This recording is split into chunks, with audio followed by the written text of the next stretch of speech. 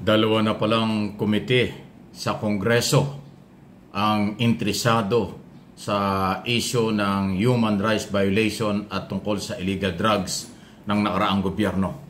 Isa po itong committee ito. Yan po si Congressman Ace Barbers ng Surigao.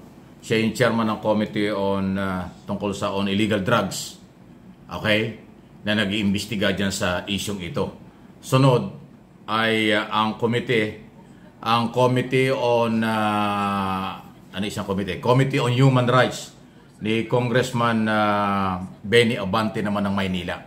So itong dalawang mga committee ito ang active sa kasalukuyan po sa public hearing sa Kongreso at ang layunin ay malaman ang totoo tungkol dun sa kampanya dun sa illegal drugs na naging controversial kasi may kaso nga sa International Criminal Court. Ang isang issue doon naman sa human rights issue ay tungkol naman doon sa nangyari daw umano sa Davao. Kaya yung dalawang, ito medyo matindi po ito, si Las Cañas, Arturo Las Cañas. Yan po yung isa sa testigo doon nga po sa International Criminal Court na nabanggit ko na rin. Ang isa sa inimbitahan at pinadadalo sa komite ni Congressman Benny Abante. Dahil marami itong alam sa di umano'y pwedeng paglabag sa karapatang pantao sa kampanya nakaraang gobyerno dyan sa Davao Region or Davao City. Si Asierto, yun naman po yung may kaugnayan, di umano may nalalaman sa illegal drugs na kaya hinahanap naman ng komite ni Congressman Barbers kung sino-sino mga posible na nasa likod nito o may kinalaman dito. Kanyang mga gunita, ilang beses na pinatawag si Michael Yang, yung economic advisor ni dating Pangulong Duterte pero hindi pa umaattend. Yan ang gustong sundan. Ito ba'y may kinalaman o wala? O hanggang saang level sa nakaraang gobyerno ang posibleng may kinalaman yan sa mga illegal activities? Dalawa pa lang itong committee ito na nakatutok sa mga maaaring nagawang paglabag sa batas or anuman ng nakaraang gobyerno. Human rights violation at tungkol sa illegal drugs. Magkaibang committee po yan ha. Baka akala nyo isa. Dalawa nga Committee on Human Rights at Committee on Illegal Drugs. Okay? So, magkaiba man ang layunin pero nakatutok sa nakaraang gobyerno kasi napaka-controversial. Ito ay matapos nga po na lumantad sa Committee on Human Rights yung umiiyak na mga biktima na hindi po nabigyan ng katarungan until now. Hindi ko alam kung sila kasama doon sa mga nag-file ng kaso before International Criminal Court. Okay? So, ganun pa man, nakumbinsi ang mga committee ito na ipagpatuloy kahit nakareses ang Kongreso. So, itong week na ito, magpapatuloy ang mga hearing nila. Actually, hindi lang po yung dalawang committee yan ang napaka-active ngayon Kung yung mga gunita, yung Committee on Justice, Committee on Foreign Relation. Okay? At meron pang isang committee ngayon na active din yung Committee on Health. Kaya nga pati yung mamaya ay siguro hindi ko na isasama rito pero yung Committee on Health iba hon tinutukoy dun may tungkol naman sa corruption. Okay?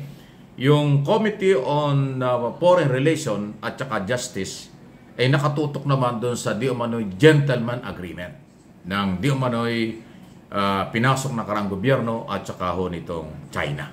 Kasi until now, magkaiba ang report between Duterte camp at Chinese embassy or Chinese government. Ang Chinese government, Chinese embassy, isa sinasabi, merong agreement. Sabi naman ng kampo ng mga Duterte, may nagsasabing wala, may nagsasabing meron. So nagmagulo, masalimuot, kaya kasama yan sa iniimbestigahan. Kung yung mapapansin, yung pagiging aktibo ng mga kongresista ngayon, gusto nilang ipakita na nagkamali at mali ang paratang dati ni dati rin Pangulong Duterte na wala daw yung Kongreso. Parang sinasabi niya, wala, binamalit niya yung Kongreso At siniraan pa nga niya doon sa mga rally at press conference ng araw. Pero ngayon, pinapakita ng Kongreso, mali ka, ito kami. Meron kaming authority in aid of legislation, meron kaming authority in oversight function kung dapat i-monitor kung gumagalaw ang mga batas. Kahit nakareses kasi, ang Kongreso pwedeng magsagawa ng investigasyon. Dahil natapos na nila yung mga panukalang batas sa third and final reading, lahat nasa Senado na. Kaya sila active sa mga hearing kasi halos wala na silang gagawin. Kung hindi, ibalik na lang sa kanila kung anong matatapos ng Kongreso, ng Senado, na mga proposed bill para ho sa final ratification ng mga proposed bill. Ganun po yan eh. Pag ang proposed bill sa Congress natapos, dadalhin sa Senado. Pag natapos sa Senado, so babalik ulit sa Kongreso for final reading yan. For final para ho maging batas. Ay wala pa yon. Kaya tutok sila sa mga public hearing. At maraming mahuhukay dito.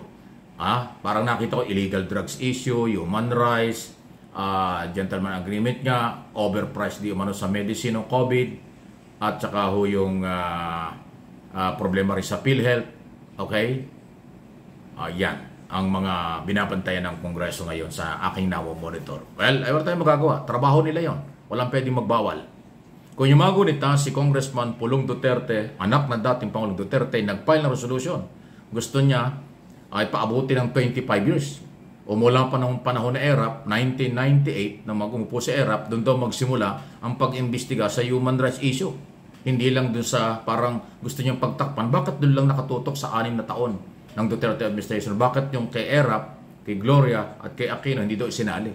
So sabi naman iba, masyadong pinahahaba, nandadamay pa. Merong formal resolution dyan, si Pulong Duterte. Pero hindi pa ho tinatakel, pinag-uusapan ng komite ni Congressman Abante. Nakatutok sila doon sa extrajudicial killing o human rights violation, ang kasunod niya po ng controversial sa kaso sa ICC. Okay? So marami hong kaabang-abang. Hindi po mawawala ang isyong ito. Lahat lehitimo na mga balitang dapat ay tutukan.